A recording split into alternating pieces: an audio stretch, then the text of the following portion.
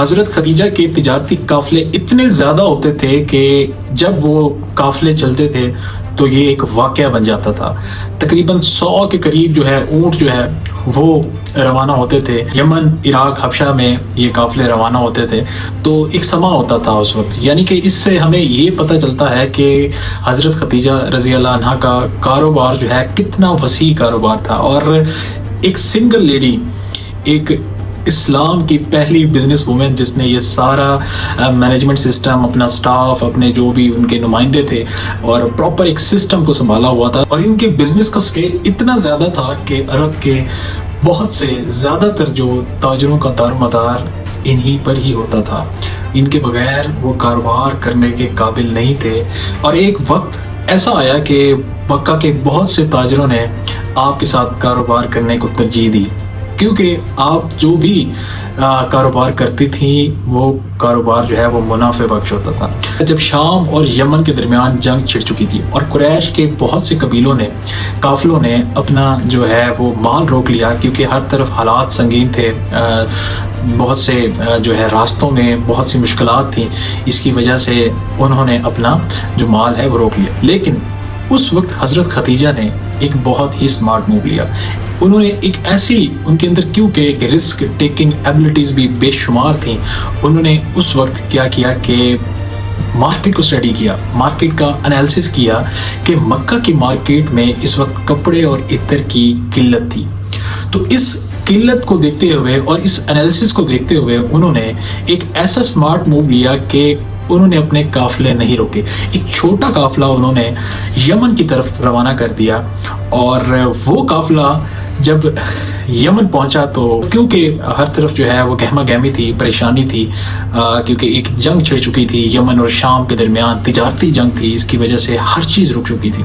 तो उस काफले ने कुछ परचेजिंग की वहाँ से, कुछ उन्होंने कपड़े और इत्र वहाँ से खरीद कर जैसे ही वो मक्का वापस आए तो उस वक्त कपड़े और इत्र की जो डिमांड है वो बहुत ज़्यादा बढ़ चुकी थी। और आप अंदाज़ा कर सकते हैं कि एक महीने में उस काफले की मदद से हज़रत खदीजा रज़ी अल्लाह अन्हा ने 3 गुना मुनाफे पे उसको बेच दिया। तो आज जब हम अपनी ख़वातीन को देखते हैं, हम अपनी औरतों को देखते हैं, जो एक हमें विरासत में एक चीज़ मिली थी, शायद आज की औरतों ने भी उसको भुला दिया। और हमारे जो मर्द हैं, मर्द हजरात, वो भी, अगर हम, क्या अच्छा होता है कि हम अपनी बेटी को हिजाब के साथ एक जो है अपना कारोबारी सलाहियत भी देते, उसको हिम्मत भी देते, उसको बिजनेस की तरफ भी ले आते, उस लीडरशिप की तरफ भी हम ले आते। क्यों एक औरत जो है वो लीड नहीं कर सकती? क्यों एक औरत जो है वो डिफरेंट कंट्रीज में इंपोर्ट एक्सपोर्ट का बिजनेस नहीं कर सकती? क्यों एक औरत जो है एक कम्युनिटी को, एक सिस्टम को रन नहीं कर सकती? क्यों एक औरत जो है वो सिर्फ और सिर्फ घर के काम ही करने के काबिल है, या वो बड़े काम नहीं कर सकती? देखें, बेसिक जो मकसद क्या था इस्लाम को फैलाने का, या इस्लाम में जो हम रोल मॉडल्स को देखते हैं, उनकी लाइफ को देखते हैं, उनकी लाइफ जर्नी को देखते हैं, तो हमें क्या सबक मिलता है उससे? एक ऐसी इस्लाम की पहली औरत जिसने इतना बड़ा मैनेजमेंट सिस्टम संभाला, इतना बड़ा कारोबार संभाला, जिसमें आप देख सकते हैं कि बड़े से बड़े जो है ताजिर, बड़े से बड़े जो है वहाँ के जो ट्रेडर्स थे और बिजनेसमैन थे, वो सब जो है उनसे मुतासिर थे। एक खातून ने इतने सारे लोगों को जो है इतने बड़े सिस्टम को चलाया, तो ये कोई आम बात नहीं है। और मेरे ख्याल में ये एक मिसाल है हम लोगों के लिए कि एक औरत ऐसी भी हो सकती है। एक औरत जो है वो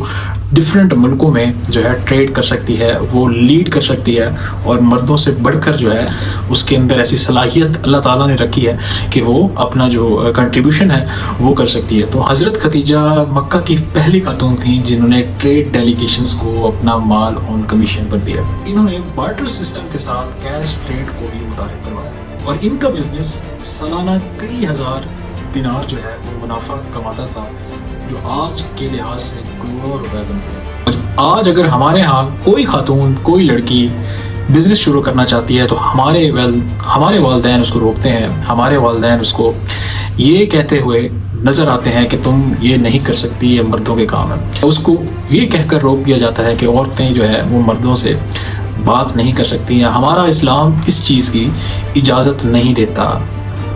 ناظرین سمجھ میں نہیں آتی کہ ہم کس اسلام کے پیروکار ہیں، اور جب ہم اپنی اسلام کی پہلی خاتون کو دیکھتے ہیں، بزنس وومن کو دیکھتے ہیں، جب ہم اپنے اہل بیت کو دیکھتے ہیں، ہم صحابہ کو دیکھتے ہیں، تو وہ تو سائنٹسٹ تھے، وہ بزنس وومن تھی، وہ بزنس مین تھے، انہوں نے یہ سب کچھ متعارف کروایا، لیکن نہ جانے کہاں ہم سے مسٹیک ہوئی ہے.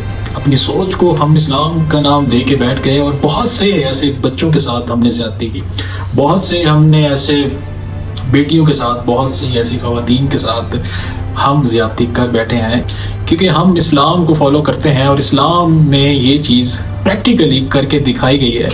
یا تو یہ ہوتا نا کہ صرف ایک تحریری بات ہوتی تو وہ الگ تھی، لیکن ایک پریکٹیکلی ہمیں ایک مثال ملتی ہے کہ اسلام کی پہلی جو بزنس وومن ہے وہ خدیجہ رضی اللہ عنہا ہے. تو امید کرتا ہوں آپ کے لیے یہ ویڈیو فائدہ مند ہوگی، اور وہ تمام لوگ جو میری ویڈیو سنتے ہیں، وہ تمام لوگ جو اس مشن میں ہمارے ساتھ شامل ہیں، اس میسج کو آگے شیئر کریں، زیادہ سے زیادہ لوگوں تک پہنچائیں، کیونکہ ہمیں بدلنے کی ضرورت ہے اور ہمیں اپنے سوچ پر کام کرنے کی ضرورت ہے. آج ہم جب دیکھتے ہیں کہ پوری دنیا میں مسلمان کمزور ہیں، مسلمان مرد، مسلمان عورتیں، مسلمان بچے، تو اس کمزوری اور اس ویکنس کی بیسک وجہ یہی ہے کہ آج ہم اپنے جو وراثت تھی اس کو بھول کے بیٹھ گئے ہیں. یہ بزنس، یہ سائنس، یہ ٹیکنالوجی، یہ زندگی گزارنے کا جو طریقہ تھا اس کو بھول کے ہم فرقہ واریت، انتشار اور ان مسائل کا شکار ہو گئے جو کہ پریکٹیکلی اسلام نہیں ہے. اللہ حافظ.